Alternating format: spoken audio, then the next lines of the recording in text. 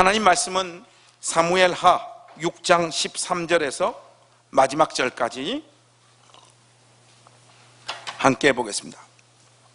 사무엘하 6장 13절에서 23절까지 제가 먼저 한 절 읽겠습니다. 여러분들이 또 한 절 읽으시고 우리 교독하겠습니다. 여호와의 궤를 맨 사람들이 6걸음을 가매 다윗이 소와 살찐 송아지로 제사를 드리고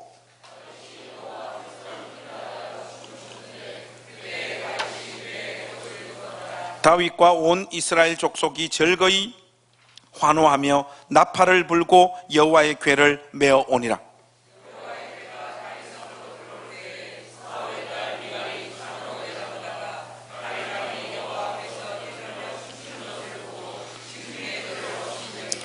여호와의 궤를 메고 들어가서 다윗이 그것을 위하여 친 장막 가운데 그 준비한 자리에 그것을 두매 다윗이 번제와 화목제를 여호와 앞에 드리니라.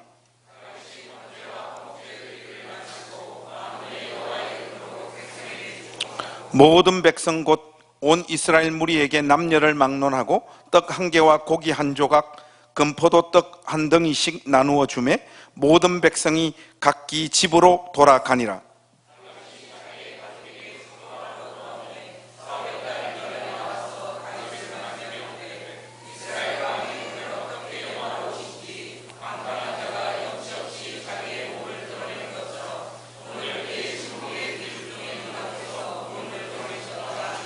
다윗이 미갈에게 이르되 이는 여호와 앞에서 한 것이니라. 그가 내 아버지와 그의 온 집을 버리시고 나를 택하사 나를 여호와의 백성 이스라엘의 주권자로 삼으셨으니 내가 여호와 앞에서 뛰놀리라.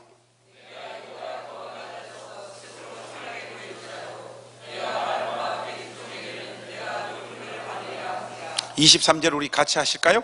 그러므로 사울의 딸 미갈이 죽는 날까지 그에게 자식이 없으니라. 아멘. 여러분들 우리 가족들하고 한번 인사 나누고 하나님 말씀 나누도록 하십시다.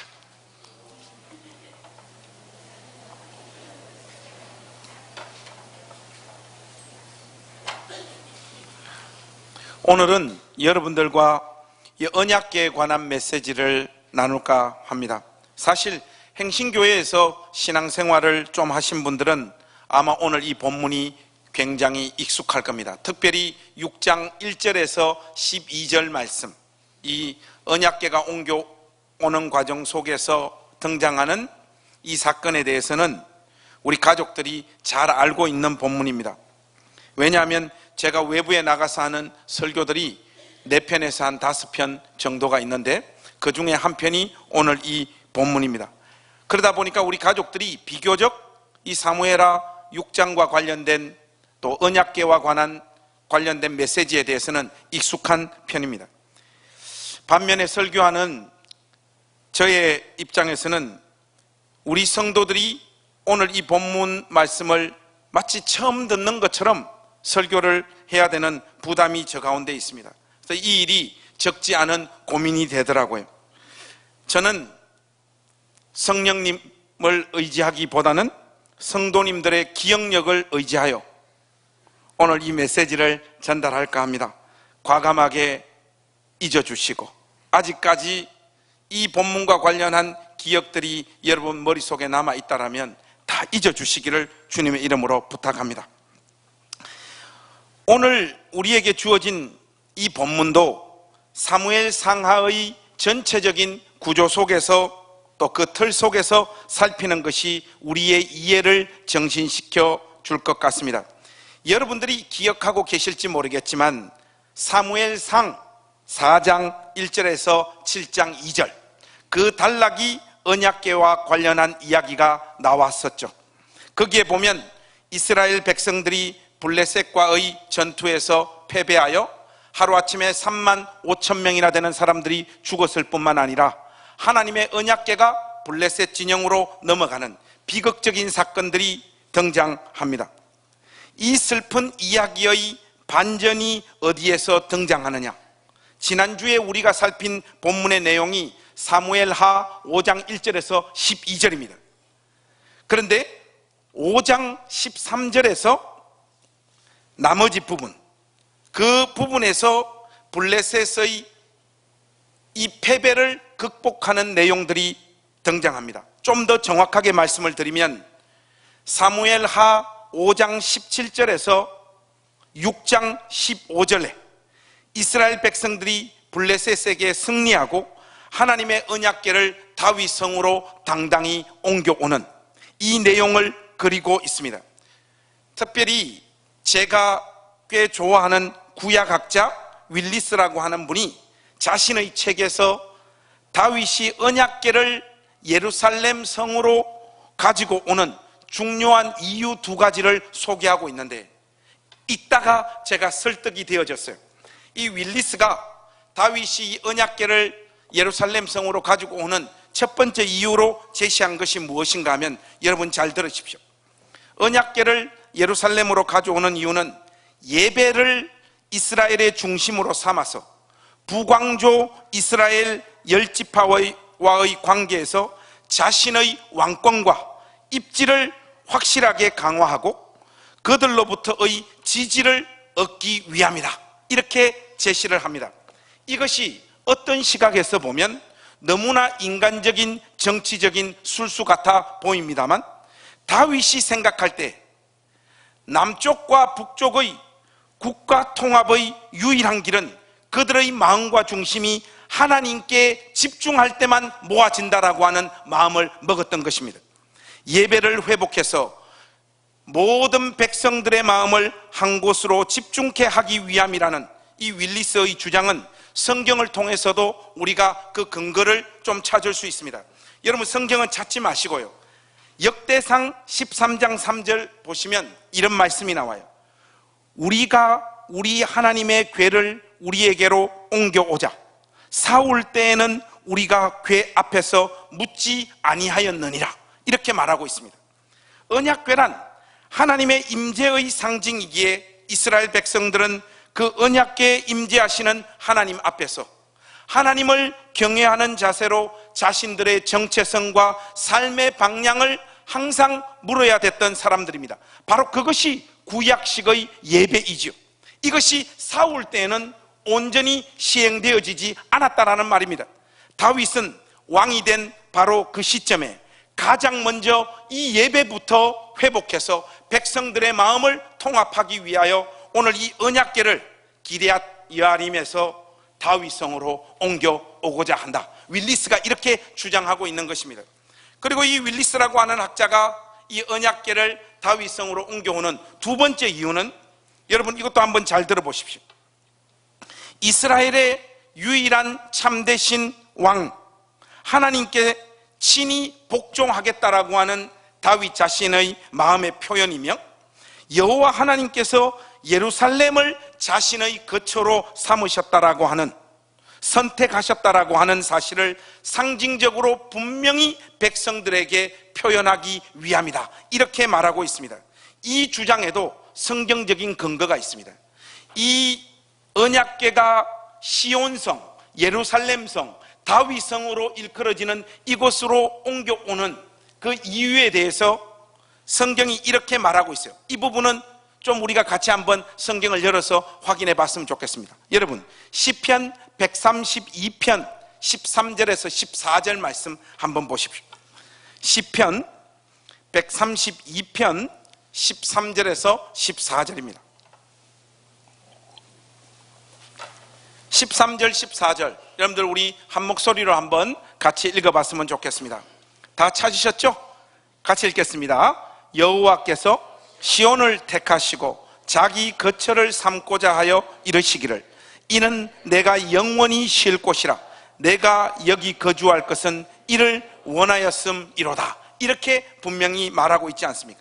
정리를 하자면 다윗이 하나님의 언약궤를 예루살렘 성으로 옮기는 이유는 하나님께서 이스라엘을 친히 세우셨다라고 하는 사실을 분명하게 확증하고, 또 하나님께서 시온성이라 이름하는 바로 그곳에 거하셔서 인간 왕인 다윗 자신과 함께 하신다라고 하는 사실을 세상에 분명히 알리고 공포하는 차원에서 언약궤를 기럇 여아림에서 다윗성으로 옮겨오고 있는 것입니다.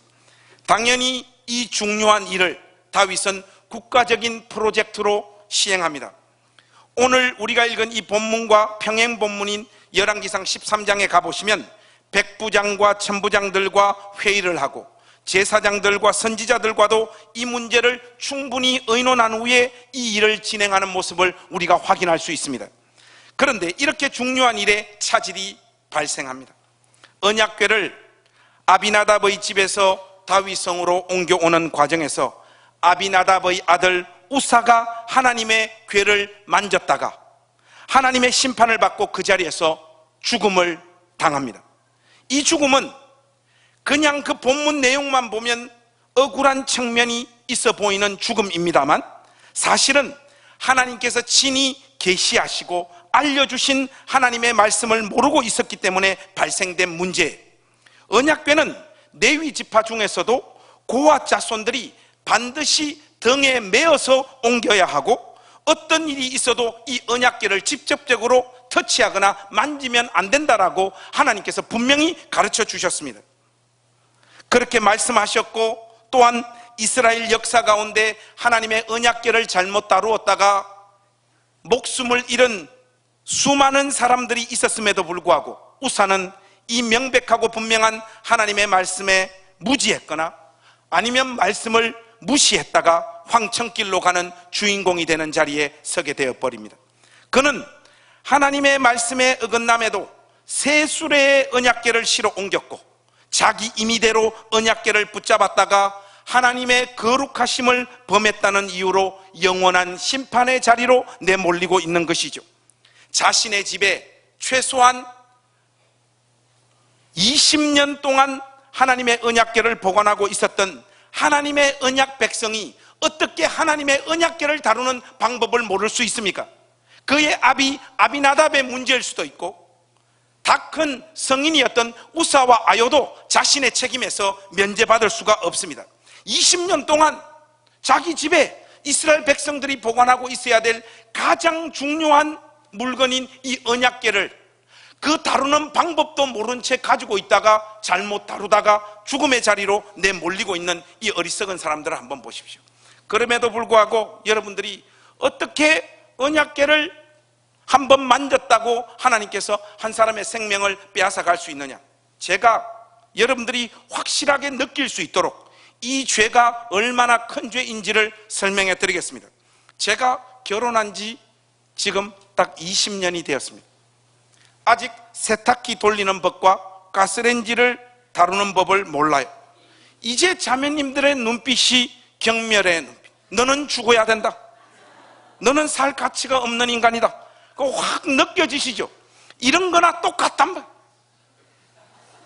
제가 그동안 왜 세탁기와 밥통과 가스레인지 다루는 법을 몰랐고 하지 않았느냐? 관심이 없었기 때문이 아니라 이 설교를 행신교회 가족들에게 하기 위해서 20년 동안 견딘 겁니다. 제가 이제부터는 뛰어들 겁니다. 우사를 그렇게 이해하시면 여러분 정확합니다. 이 비극적 사건 이후에 하나님께서는 아주 인상적인 장면을 하나 우리에게 소개하고 있는데 여러분 6장 10절과 11절 말씀 한번 보십시오. 자, 이 말씀 우리 한 목소리로 한번 같이 읽겠습니다. 6장 10절과 11절입니다. 시작. 다윗이 여호와의 궤를 옮겨 다윗성 자기에게로 메어 가기를 절개하지 아니하고 가드 사람 오벳에돔의 집으로 메어 간지라. 여호와의 궤가 가드 사람 오벳에돔의 집에 석 달을 있었는데 여호와께서 오벳에돔과 그의 온 집에 복을 주시니라. 여러분 이 사건 이후에 언약궤가 오벳에돔의 집으로 가게 되어지는데 그 집에 언약궤가 3개월 동안 보관되고 머물러 있습니다. 그런데 하나님께서 그 집에 복을 주셨다고 말하고 있습니다. 그런데 오벳에돔이 무엇 때문에 하나님으로부터 복을 받았는지에 대해서는 성경이 우리에게 자세히 설명하고 있지 않습니다. 집에 언약궤를 보관하고 있었던 것으로 치자면 아비나답 집 우사와 아요 아들이었던 우사와 아요도 20년 동안 자기 집에 언약궤를 보관하고 있었잖아요. 근데 오벳에돔도 단순히 언약궤를 자기 집에 보관하고 있었다라고 하는 이유 때문에 그가 하나님으로부터 복을 받았는가? 이 부분은 우리가 좀 더 숙고해 볼 문제입니다. 오늘 우리가 읽은 이 본문 말씀으로는 이 오베데돔이 구체적으로 무슨 이유로 하나님으로부터 복을 받게 되었는지 우리가 알 길이 없습니다. 그래서 여러분, 이런 이유들 때문에 설교자가 필요한 거 아니겠습니까? 제가 이것과 관련한 희미하지만 충분히 설득력 있는 내용들을 성경을 통해서 거의 확인을 했습니다. 여러분, 우리 한번 같이 열어보실까요? 역대상 26장으로 한번 가보십시오. 여기에 보시면 역대기 기자 눈으로 이 상황을 묘사하고 있는 장면이 있거든요. 그러면서 이런 내용을 우리에게 소개합니다. 역대상 26장 5절에서 8절 말씀 한번 보십시오. 여기에 보시면 오벳에돔이 무엇 때문에 복을 받게 되었는지를 우리가 알 수 있습니다. 26장 5절에서 8절, 여러분들 우리 한 목소리 한번 같이 읽으십시다. 시작. 여섯째 암미엘과 일곱째 이사갈과 여덟째 부일레데이니 이는 하나님이 오베데돔에게 복을 주셨습니다. 그의 아들 스마야도 두어 아들을 낳았으니 그들의 조상의 가문을 다스리는 자요 큰 용사라. 스마야의 아들들은 오드니와 르바엘과 오벡과 엘사밧이며 엘사밧의 형제 엘리후와 스마가니언 능력이 있는 자이니 이는 다 오베데돔의 자손이라. 그들과 그의 아들들과 그의 형제들은 다 능력이 있어 그 직무를 잘하는 자이니 오베데돔에게서 난 자가 62명이며 여러분 혹시 아나운서 시험을 칠 사람들은 성경을 소리내서 많이 읽으십시오. 그러면 어떤 글자도 제대로 발음할 수 있습니다. 여러분, 이 문제와 관련해서 특별히 8절 말씀 한번 보십시오. 8절 말씀 보시면 이런 표현이 나오죠. 그의 형제들은 다 능력이 있어 그 직무를 잘하는 자이니. 이 표현이 등장하고 있습니다. 아마도 오벳에돔과 오벳에돔 집안 사람들은 하나님의 궤, 그리고 하나님 앞에서 자기에게 맡겨진 그 직무를 어떻게 수행하며 무엇보다도 하나님의 궤를 다루는 방법에 대한 명확한 지식을 가지고 있었던 사람이었던 것 같습니다. 이것 때문에 그 집안이 하나님으로부터 복을 받고 있었던 것 같아요. 언약궤를 20년 동안 보관하고 있었던 아비나답의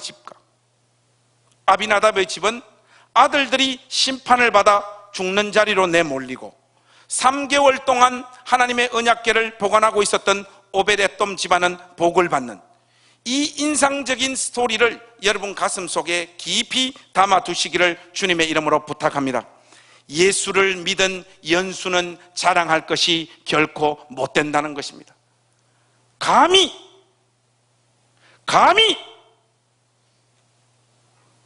태어나서 바로 예수를 믿은 자들이 중간에 믿은 우리의 믿음을 어떻게 넘길 수 있겠습니까?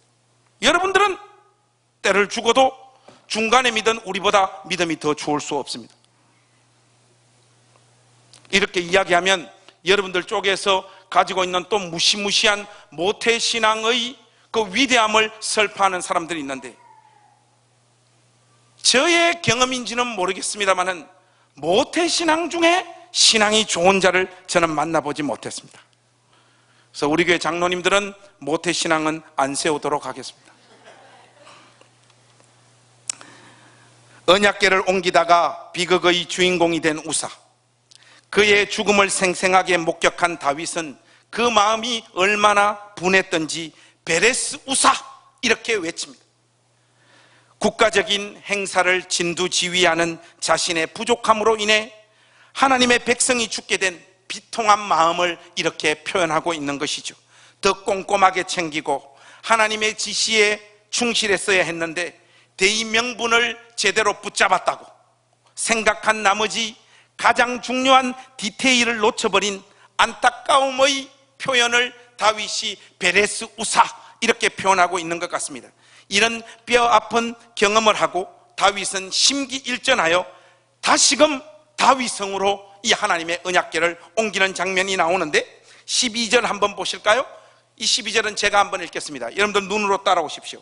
어떤 사람이 다윗 왕에게 아뢰어 이르되 여호와께서 하나님의 궤로 말미암아 오베데돔의 집과 그의 모든 소유의 복을 주셨다 한지라. 다윗이 가서 하나님의 궤를 기쁨으로 메고 오베데돔의 집에서 다윗성으로 올라가세. 이번에는 새 수레가 아니라 하나님의 궤를 메어서 다윗성으로 올라갔다, 이렇게 표현하고 있죠.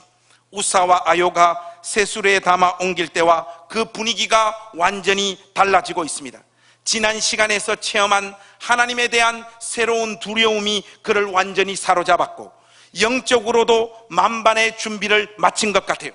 13절에서 15절이 이 언약궤가 이동하는 장면을 다이렉트로 묘사하고 있는 내용인데 13절에서 15절 한번 보십시오. 이게 어쩌면 오늘 우리가 살펴야 될 가장 중요한 본문의 내용입니다. 13절에서 15절, 여러분들 우리 소리내서 한번 읽어보실까요? 여호와의 궤를 맨 사람들이 6걸음을 가매 다윗이 소와 살찐 송아지로 제사를 드리고 힘을 다하여 춤을 추는데 그때 다윗이 배 에봇을 입었더라. 다윗과 온 이스라엘 족속이 즐거이 환호하며 나팔을 불고 여호와의 궤를 메어오니라. 특별히 여기에는 여러분들도 비교적 잘 아는 하나님의 언약궤 앞에서 다윗이 춤을 추는 장면이 등장합니다. 그런데 그 춤이 그냥 시작된 춤이 아닙니다. 춤을 추기 전의 모습을 묘사하고 있잖아요. 특별히 여러분 13절 말씀 한번 보시겠습니까? 거기에 보시면 언약궤를 맨 사람들이 몇 걸음을요?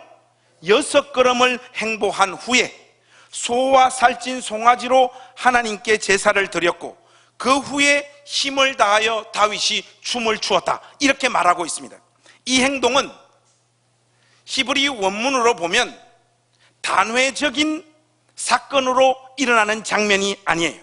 무슨 말인가 하면 기럇 여아림에서 다윗성까지는 약 16km, 이 16km를 가는 내내 6걸음을 걷고 그 다음에는 짐승을 잡아 제사를 드리고 또 다음 6걸음을 가고 짐승을 잡아 제사를 드리는 방식으로 16km를 진행한 모습을 묘사하고 있는 것입니다. 여러분 삼보 1배 아시죠? 3걸음 걷고 한 번 절하고 3걸음 걷고 한 번 절하는 그 장면을 생각하시면 똑같은 이미지를 여러분 마음에 담을 수 있습니다. 딱 한 번 한 것이 아니라 가는 내내 이 일을 반복하고 있습니다. 6걸음 후에는 제사를 드리면서 6걸음 후에는 제사를 드리면서 다윗성으로 하나님의 언약궤가 이동하고 있는 것이죠.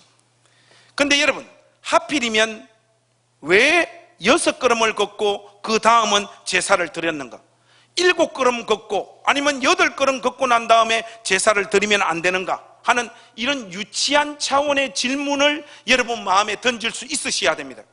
그래야지 이 본문의 의미를 여러분들이 더 명확하게 깨달을 수 있어요. 학자들이 여기에 등장하는 6걸음, 6에 대한 해석에 있어서는 거의 다 일치를 하고 있습니다. 대부분의 학자들이 이 6걸음은 안식일과 관련이 있는 것이 틀림없다, 그렇게 이야기를 해요. 이 의식의 전 과정을 거룩하게 하기 위한 나름의 조치라는 말입니다.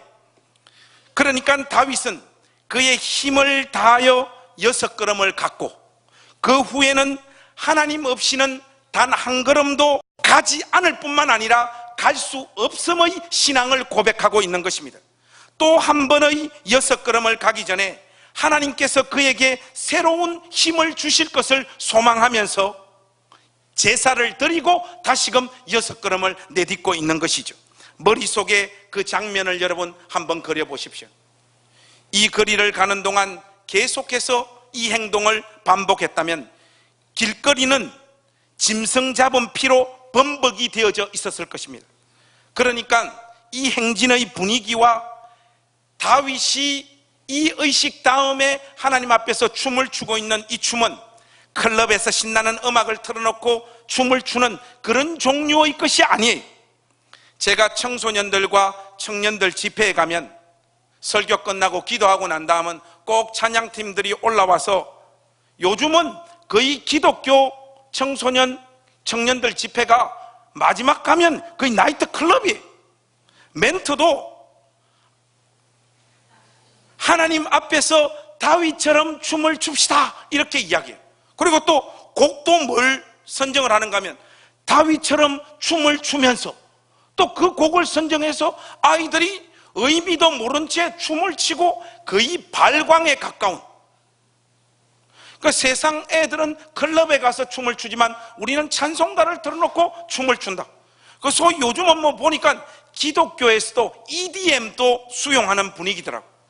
구모 자학 목사님은 트로트로도 찬양을 부르는 이런 일들이 실질적으로 있지 않습니까? 그런데 여러분, 다윗이 추는 춤은 그런 분위기가 결코 아닙니다. 성서 신학자 제임스 사임이 들려주는 목소리를 여러분 한번 들어보십시오. 이 장면에 대해서 제가 그대로 인용하겠습니다. 예루살렘으로 가는 길은 피범벅이 되었음이 확실하다.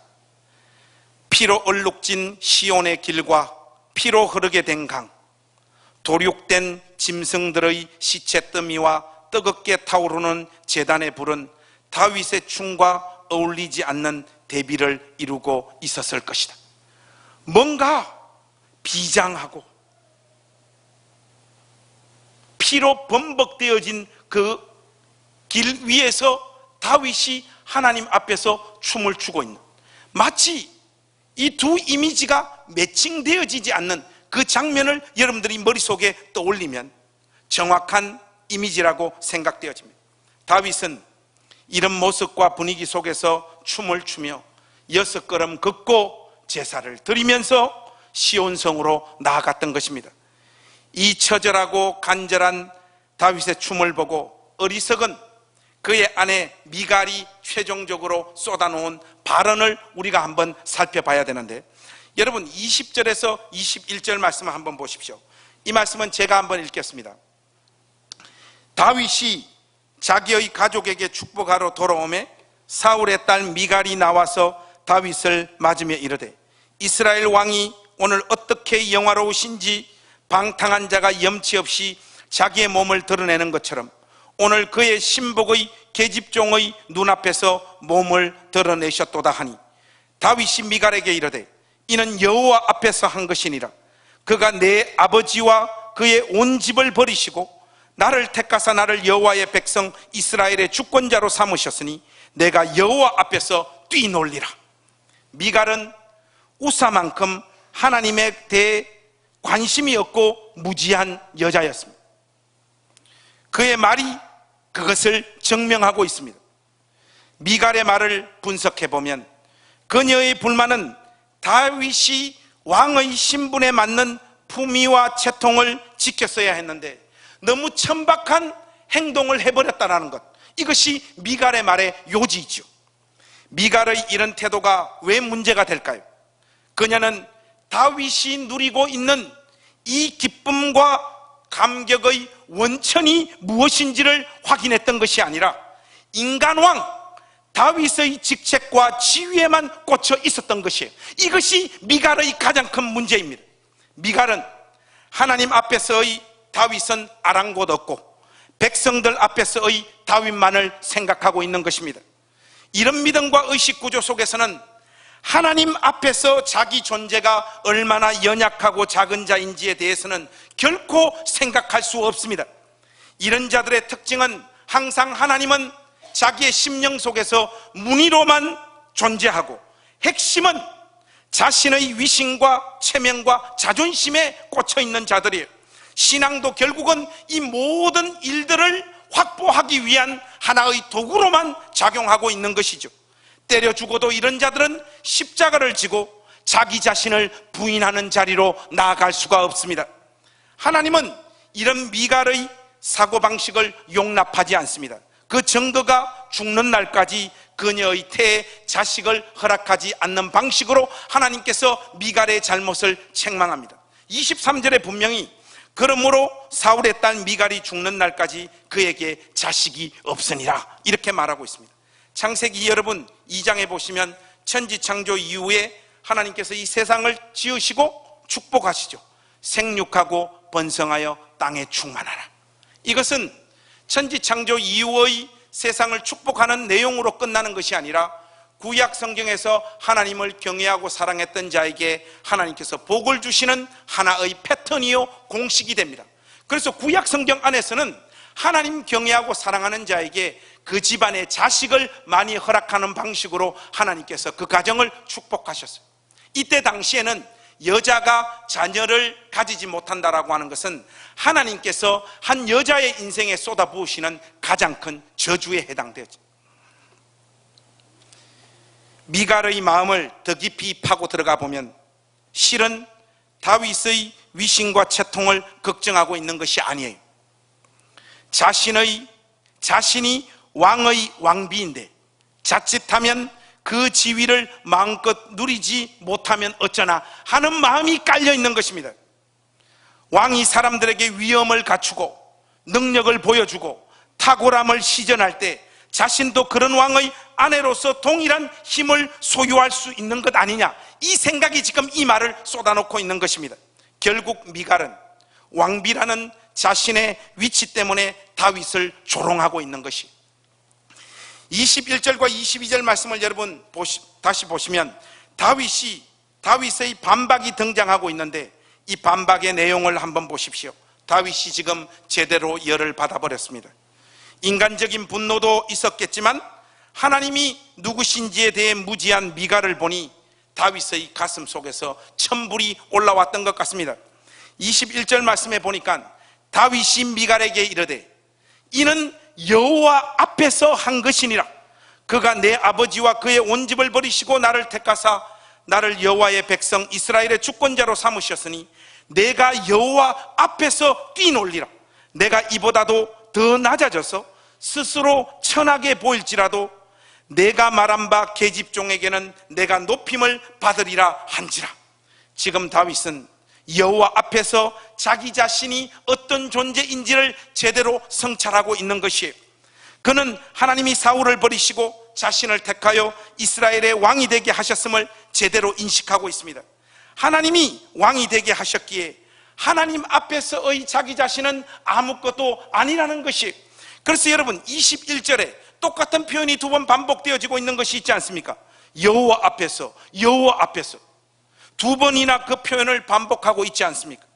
다윗은 이스라엘의 참된 왕이신 하나님 앞에서는 자기 자신을 결코 왕으로 인식할 수 없었던 것입니다.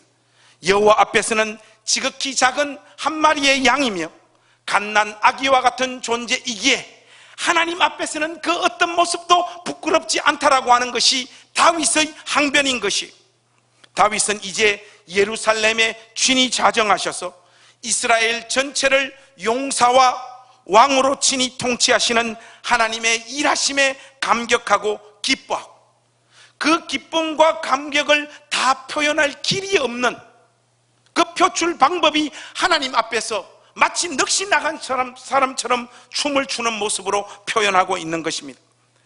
그 기쁨과 감격을 표현할 방법이 없어서 자신의 인간적인 지위를 다 내던져버리고 하나님 앞에서 춤을 추고 있는 것이죠. 사랑하는 우리 행신교회 가족 여러분, 오늘 이 말씀을 가지고 결론으로 우리가 한번 나아가 보기를 원합니다. 하나님의 적은 이스라엘의 외부 세력이었던 아말렉이라든지 블레셋으로 국한되지 않습니다. 무슨 말인고 하니 항상 이스라엘 내부에 하나님의 적들이 상존하고 있었다는 사실을 여러분 잊지 마십시오. 문제는 그들은 하나님의 영광을 위해 나름 수고한다고 생각하며 살았지만 알고 보니 하나님의 적들이었습니다. 사무엘 상하를 머릿속에 잘 한번 떠올려 보십시오. 언약 백성들 안에 하나님의 적들이 항상 존재하고 있었지 않습니까?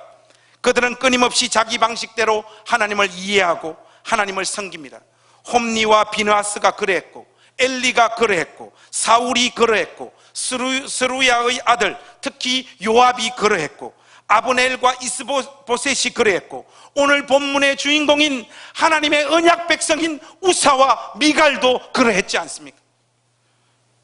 언약궤 앞에서 허무하게 죽음을 맞이한 우사, 한평생 저주의 주인공이 된 미갈의 공통점은 둘 다 이스라엘 안에 있으면서도 더욱이 그 누구보다도 하나님을 제대로 이해할 수 있는 기회가 그들 가운데 있었음에도 불구하고 20년 동안 언약궤를 보관했던 사람이잖아요. 그리고 다윗 왕의 아내로 살았던 사람들이잖아요. 그 누구보다 하나님을 제대로 이해하고 제대로 섬길 수 있는 기회가 주어진 생애, 그 주인공이 우사와 미갈입니다. 그렇음에도 불구하고 그들은 하나님을 몰랐습니다. 하나님을 모르는 자들은 결국 자기 방식대로 하나님을 이해하고 섬기는데, 그 모습의 결국은 하나님을 믿는 이 신앙을 가지고 자기의 자존심과 체면과 채통과 위신을 세우는 방향으로 이 신앙의 힘, 또 이 신앙의 내용을 이용하게 되어진다는 것이 오늘 본문이 우리에게 던지고 있는 명확한 경고입니다. 이 말씀이 우리 행신교회 가족들의 마음에 적지 않는 긴장과 두려움을 발생시킬 수 있기를 우리 주님의 이름으로 부탁합니다. 여러분들께서 우리 주님께서 지신 십자가를 제대로 이해하고 계시다면 이 기독교 신앙을 통하여 축복이라든지 위로라든지 하는 개념보다는 그분의 영광과 뜻을 붙잡으려고 하는 구체적인 삶의 모습이 여러분 삶 속에 나타나야 될 줄로 믿습니다. 무엇보다 십자가 앞에서는 그 어떤 인간도 자기 지위와 영광을 내세울 수 없고 추구할 수 없다라고 하는 사실을 분명히 하십시오. 목사 안수 받던 날이 생각이 나요. 그때 저에게 권면하시던 목사님이 기도문 형식으로 저에게 권면을 해주셨는데, 다 기억은 안 나는데 오늘부터 목사답게 말하게 하소서, 오늘부터 목사처럼 행동하게 하소서, 뭐 이런 논조였어요. 그 말씀을 해주신 목사님의 의도와 뜻이 무엇인지 솔직히 아직까지도 알쏭달쏭합니다. 저런 식의 권면이 한편으로는 참 은혜스럽지만 자칫하면 자신의 직위를 남다른 자리에 서 있는 것이거나 특별한 어떤 것으로 의식하게 만들 수 있다고 하는 측면에서는 위험한 발언과 권면일 수 있다고 저는 생각합니다. 목사와 평신도라는 표현 자체도 문제가 많지만 목사라는 직책에 과도한 의미와 권위를 부여하는 것은 십자가 앞에서 성립되어질 수 없는 삶의 태도라고 저는 확신합니다. 여러분, 목사로 사는 고달픔 중에 가장 힘든 게 무엇인 줄 아세요? 자존심이 무너지는 날이 많다는 거예요. 이 부분이 목사로 사는 삶의 가장 큰 힘듦입니다. 대체적으로 우리 가족들은 목회자들의 삶을 참 존중해 주시고 잘 인정해 주시는 것 같습니다. 간혹 그러나 많은 사람들 앞에서 참 예의가 없는 분들이 계세요. 이런 분들을 만나면 참 막막합니다. 많은 사람들이 있는 데서 저나 전사님의 잘못들을 그냥 막 떠벌려요. 목양실에 조용히 오시거나 1대1로 얼마든지 이야기할 수 있는 문제를 왜 그렇게 많은 사람들 앞에서 나팔을 부는지 모르겠어요. 그러면 여러분, 제일 열을 받는 사람이 누군지 아십니까? 지호하고 지연이에요. 우리 애들이 교회에서는 아빠 목회에 누를 끼치지 않기 위해서 나름 연기를 잘하지만 집에 가면 이 욕을 얼마나 많이 하는지 모르겠어요. 특히 우리 지연이.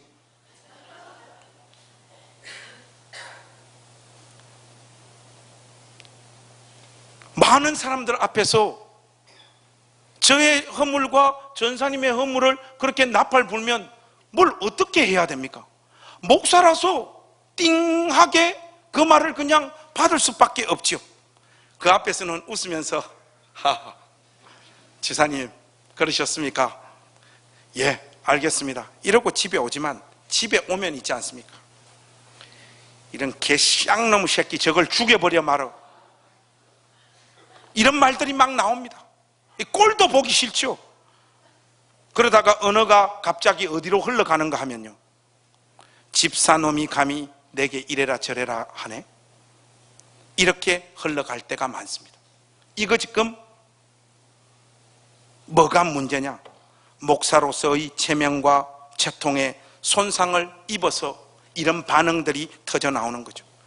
나는 너희들과 다른 존재, 너는 평신도고 나는 목사인데 네가 내 앞에서 감히 그렇게 처짓거려? 이 의식이 저의 영혼을 사로잡은 것이, 우리의 본성이 여러분 이렇습니다. 그런데 이렇게 흘러가면 그 목사의 삶은 하나님 앞에서 책망받을 수밖에 없고 망할 수밖에 없습니다. 여러분, 하나님 앞에서, 십자가 앞에서 여러분들이 누구인지를 잊지 마십시오. 우리는 쓸모없는 자들이었습니다. 우리가 아직 하나님과 원수이며 죄인 되었을 때 하나님께서 우리를 사랑하셔서 우리를 그분의 자녀로 삼아주셨지 않습니까? 믿음에 있어서만큼은 우리는 내세울 것도 없고 자랑할 것도 없고 자존심을 충족시킬 일도 없습니다. 욕을 먹어도 괜찮아요. 짓밟혀도 괜찮은 것이 목사요 전도사입니다. 항상 하나님 앞에서 여러분 자신을 생각하십시오. 하나님 앞에서 나는 그 무엇도 아니고 다만 은혜를 입은 한 사람의 피조물에 불과하다는 사실을 잊지 마십시오. 저도 저의 목사라고 하는 이 직책이 이 의식을 잠식해버리지 않도록 몸부림치며 하나님 앞에서 저를 복종시키겠습니다. 여러분들의 사회적인 지위, 이 교회에서 신앙생활을 한 연수, 여러분들의 어떤 직분들이 감히 네가 나에게 이런 말을 쏟아놓고 있어, 이런 식의 반응보다는 욕을 먹었을 때 멋지게 욕을 얻어먹는 우리 집사님, 권사님들 되실 수 있기를 우리 주님의 이름으로 부탁합니다. 왜 아멘이 작아요? 여러분, 다윗의 고백을 한번 보십시오. 22절에 보면, 이건 중요하니까 우리 한번 더 같이 읽읍시다. 22절입니다. 22절 우리 한 목소리로 크게 한번 읽으십시다. 시작. 내가 이보다 더 낮아져서 스스로 천하게 보일지라도 네가 말한 바 계집종에게는 내가 높임을 받으리라. 십자가 앞에서 여러분의 고백이 되실 수 있기를 우리 주님의 이름으로 부탁합니다. 다윗의 이 말은 비록 자신의 모습이 미갈과 같은 생각을 가진 사람들의 눈에는 천하게 보이고 지금보다 더 낮아져서 더욱더 천하게 보인다 할지라도 하나님은 하나님 앞에서 춤을 추는 나의 이 수치스럽고 부끄러운 모습을 인정해 주실 것이라고 하는 다윗의 신앙 고백입니다. 십자가의 은혜, 하나님의 영광을 누리고 그분만이 주시는 기쁨을 맛보지 못할 때 우리는 이 세상적인 것으로 우리 삶의 기쁨과 영광을 삼으려고 하는 존재가 되어집니다. 그 핵심이 무엇입니까? 사람으로부터 오는 영광입니다. 위신과 체면을 붙잡아야지만 간신히 버틸 수 있는 인생으로 전락해버리고 만단 말이에요. 십자가의 은혜를 경험한 우리인데 사람들에게 욕 좀 얻어먹으면 어떻습니까? 자존심 좀 짓밟히면 어떻습니까? 목회하다가 망하면 어떻습니까? 집사님들에게 잔소리 좀 들으면 어떻습니까? 무사람들 앞에서 수치와 부끄러움 좀 당하면 어떻습니까? 경주에서 아동센터를 하는 저의 동기 목사가 있습니다. 이름은 송경호. 그 녀석이 오늘 이 설교를 꼭 들어야 됩니다. 우리 교회에서도 선교를 하고 있죠. 교회도 하고 주중에는 어려운 아이들을 돌보는 이런 사역을 하는 친구입니다. 그러다 보니까 교회는 잘 성장하지 않는 것 같아요. 지금 개척한 지 10년 됐는데 어른 성도들이 10명이 채 안 된다고 하는 거예요. 이 녀석 마음에는 교회를 섬기는 것보다는 아이들을 돌보고 섬기는 일에 더 마음이 가 있는 것 같습니다. 마음에 별로 안 들어요. 그러다 보니까 오해를 많이 받습니다. 목사가 목회하는 일보다 어떻게 다른 거 한다고 더 바쁘냐, 이런 비난들을 우리 친구가 많이 받아요. 그런 식으로 하려면 차라리 교회는 접고 그 사역에만 올인해라. 교회를 세워놓고 교회도 제대로 안 돌보는 놈이 뭔 목사 타이틀 들고 목회는 계속 하냐, 이런 식의 이야기를 많이 듣죠. 결국 밥벌이냐? 주중에는 아이들 돌봐서 돈 벌고 주말에는 목회에서 사례비 받고 일타 이피냐? 이거죠. 그런 비난들이 많습니다. 무엇보다 이 친구가 이 페이스북에 자기 사역에 필요한 돈을 요청하는 광고를 너무 자주 해요. 친구인 제가 봐도 아주 짜증이 날 정도입니다. 걸베이 그룹이라는 게 있어요. 그건 뭔가 하면 뭘 해도 안 되는 인생들이 있길래 제가 책 써라 해가지고 다 책을 낼 수 있도록 해줘가지고 걔들이 이름을 하나 지었는데 걸베이 그룹이, 경상도 말로 거지다 이 말이죠. 사실 제가 거기 낄 그런 사람은 아니고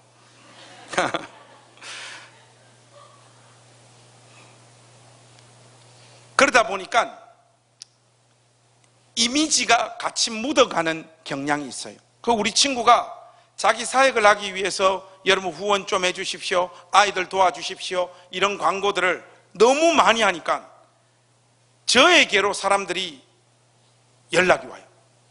목사님, 걸베이 그룹 좀 심한 거 아니냐고, 뭐 첫날 만날 돈 요청하냐고. 그러니까 저쪽에서의 항변은 뭔가 하면, 왜 내보고 지랄을 하노? 직접 메시지를 넣고 직접 전화를 해라. 근데 말은 그렇게 못하잖아요. 예, 알겠습니다. 근데 이런 메시지들이 너무 많이 들어오는 거예요. 그러니까 저도 이게 스트레스가 되는 거예요, 어떤 날. 그리고 제가 이렇게 봐도 정말로 이 펀딩하는 횟수가 너무 많다 보니까 이 주변 사람들이 굉장히 스트레스 받을 것 같더라고요.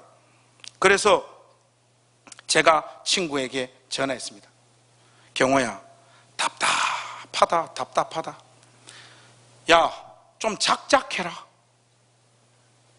제가 작정을 하고 두들겼어. 이 친구 말이 다 안다는 거예요. 네가 내 때문에 욕 먹는 것도 알고, 내가 이런 광고 자주 해서 내가 사람들이 나를 어떻게 보고 있는지 내가 다 아는데. 그래서 제가 중간에 말을 끊었어요. 야, 그걸 아는 놈이 이걸 계속하냐? 너 지금 1년에 펀딩을 도대체 몇 번 하냐? 그만해 임마. 그러니까 펀딩을 많이 하는 목사로 찍히고 욕을 먹어도 나로 인해서 아이들이 유익을 얻는다면 나는 이 길 간다, 그렇게 말하는 거예요.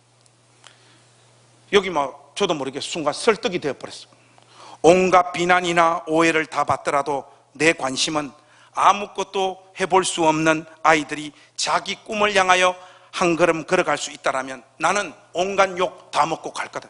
관성아, 내가 욕 먹을 때 니도 욕 좀 먹어주가.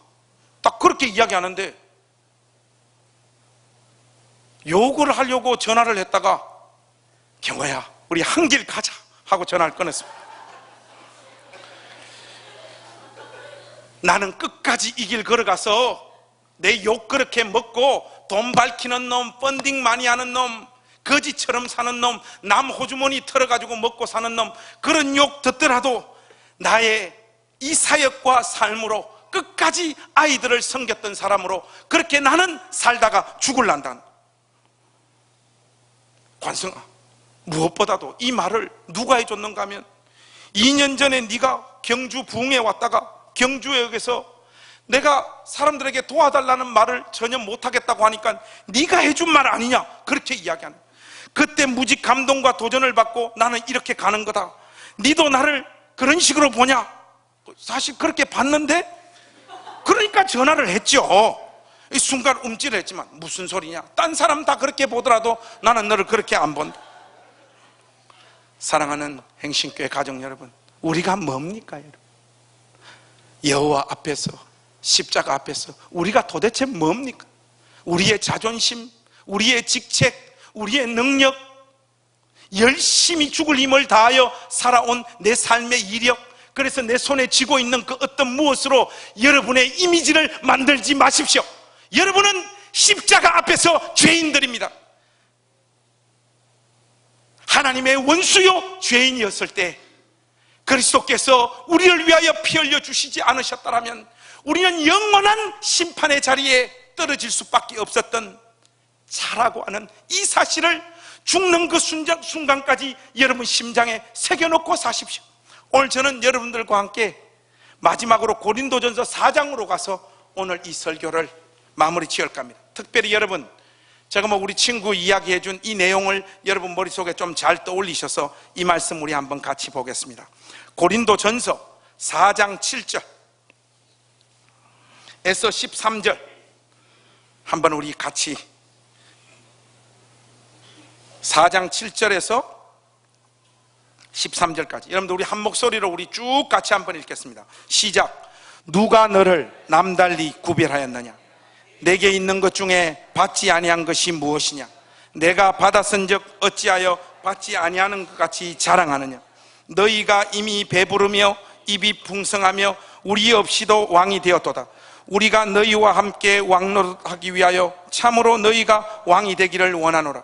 내가 생각한 건데 하나님이 사도인 우리를 죽이기로 작정된 자 같이 끄트머리에 두셨음에 우리는 세계 곧 천사와 사람에게 구경거리가 되었노라.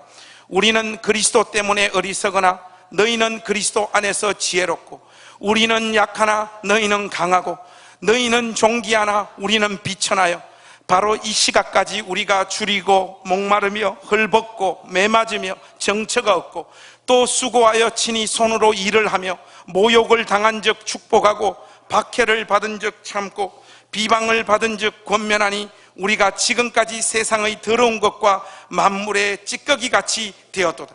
여러분, 사도의 이 철저한 고백 보십니까? 저는 이 고백 중에 특별히 제가 여러분들에게 말씀드린 것처럼 12절 말씀, 그 약간 후반부에 보면 모욕을 당한 적 축복하고, 이 말씀이 목사로서 가장 저의 심장을 휘벼파는 것 같습니다. 앞으로 많은 분들에게 부탁드립니다. 특별히 저를 욕하실 때는 사람들이 많을 때 욕을 해 주십시오. 제가 그 자리에서 넉넉하게 받아서 여러분들을 축복하겠습니다. 집에 가서도 욕하지 않고 여러분을 위하여 기도하는 목사가 되겠습니다. 지금까지 여러분들은 저의 구라를 들으셨습니다. 이게 거짓 고백이 되어지지 않고 진실로 저의 고백이 되기를 소망하고, 여러분, 우리가 깨지고 박살나고 하는 것 세상적인 기준에서 볼 때 수치스럽죠. 모욕당하면 열받죠. 우리 친구 그 사회 가면서 돈 밝히는 놈, 특히 목사에게 돈 밝히는 놈, 남의 호주머니 털어서 사는 놈, 여러분, 이런 평가들은 비수를 꽂아버리는 거예요. 나 그런 욕 먹더라도, 내가 이 모든 욕 다 뒤집어 쓰더라도 이 아이들 자기 꿈을 향하여 한 걸음 한 걸음 내디딜 수 있으면 나는 그 길 가겠다라고 하는 이 놀라운 고백이 여러분들의 고백이 될 수 있기를 우리 주님의 이름으로 축복합니다. 여러분, 혹시 영화 남한산성 보셨어요? 우리 가족들 중에 많이 보셨을 텐데, 거기 보면 병자호란 때 신하들 중에 한 명은 최명길 역을 맡은 이병헌, 박병헌이 아닙니다. 이병헌이에요. 그리고 김상은 역을 맡았던 김윤식, 이 두 충신들이 한 왕을 향하여 간언하는 내용이 달라요. 이 오랑캐가 침공에 들어왔을 때 김윤식은 왕에게 뭐라고 이야기하는가 하면 그의 대사를 직접 써왔습니다. 오랑캐의 무릎을 꿇고 삶을 구걸하느니 사직을 위해 죽는 것이 저의 뜻이 옵니다. 이렇게 왕에게 이야기합니다. 이 굉장히 멋있는 것 같죠? 기독교 신앙의 시각에서 보자면 병신입니다. 이 병은요, 왕에게 이런 간언을 합니다. 왕이여, 죽음은 견딜 수 없고 치욕은 견딜 수 있사옵나이다. 오랑캐에게 왕께서 나가셔서 절하셔서 백성들의 목숨을 지키소서. 사랑하는 우리 행신교회 가족 여러분, 오늘 이 복된 주일 여호와 앞에서 춤을 춘 다윗의 그 고백과 신앙의 모습들이 여러분들 것이 되어주실 수 있기를 우리 주님의 이름으로 부탁합니다. 낮아지고 또 낮아지고 또 낮아져도 나의 이 생애를 통하여 하나님께서 존귀함 받으실 수 있다면 그 모든 낮아짐과 모욕과 서러움들을 가슴에 안으며 끝까지 이길 가는 하나님의 사람 되겠습니다 하는 고백들이 여러분들 입술 가운데 충만히 흘러넘치는 복된 주일 되시기를 우리 주님의 이름으로 축복합니다. 기도하겠습니다.